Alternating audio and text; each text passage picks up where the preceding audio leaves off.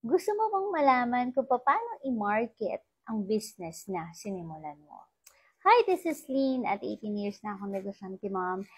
At syempre, kung gusto mong malaman kung paano i-market ang business mo at ano-ano yung mga strategies na dapat mong gawin sa business na inumpisahan mo, tapusin mo ang video na to para malaman mo. Number 1, alamin mo yung mga target customer mo. Gamitin mo yung halo technique. So, ano nga ba yung kanilang hopes and dreams and desires, and ano rin ba yung mga line nila, saan sila nagpupunta, ano-ano yung mga usual na ginagawa nila. Next, number 2, gamitin mo ang Magic Lantern Strategy. So, ito yung mga uri ng mga customer or buyer. So, tandaan mo, yung 3% lang ang ready bumili sa'yo.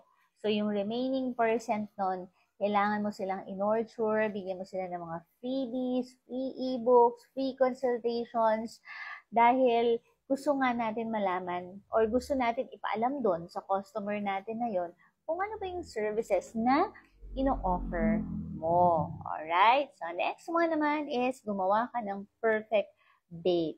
So, ano-ano yung mga perfect date? So, pwede ka, yun nga, sabi ko nga kanina, free consultation, pwede yon. Kung meron kang landing page or website. Next naman is pwede ka rin namang makipag-collab sa mga artista or sa mga influencer para mas malaking market yung matarget mo or ma-reach mo. Okay, so imbis na mag-Facebook ads ka muna or mag-TikTok ads ka, so makipag-collab ka muna, no, kung meron ka namang mga kilala. Next one is the mafia strategy. So, kailangan mo gumawa ng offer na too good to resist. Kapag bumili ka or mag-enroll ka or kumuha ka ng services namin na to, meron kang 50% off for the whole December. O, di ba? Sino nga naman ang customer na magre-receipt sa ganong offer? That I don't know kung meron nga magbibigay ng ganong offer. So, sample lang naman yon. So, dapat nakakapag-provide ka ng value. O, yun yung importante sa lahat. Yun nga, gumawa ka ng mga limited promos or limited offer lang. So, kailangan mag-purchase ka or pumunta ka sa shop namin para maka-avail ka ng 50%. Next one is automation. So, automation ng mga, kunyari merong nagtanong sa'yo sa Messenger, automate mo lang siya. So, kahit wala ka, tumatakbo yung business mo or may sumasagot doon.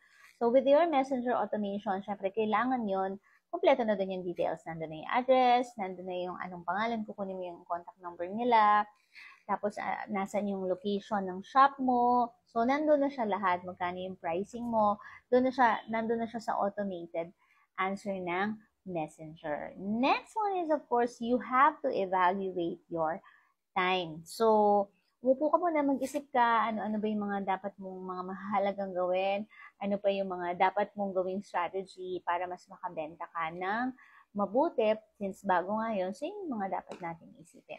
Alright, and lastly, of course, ayusin natin ang ating mindset. So, para mas dumami pa ang ating benta.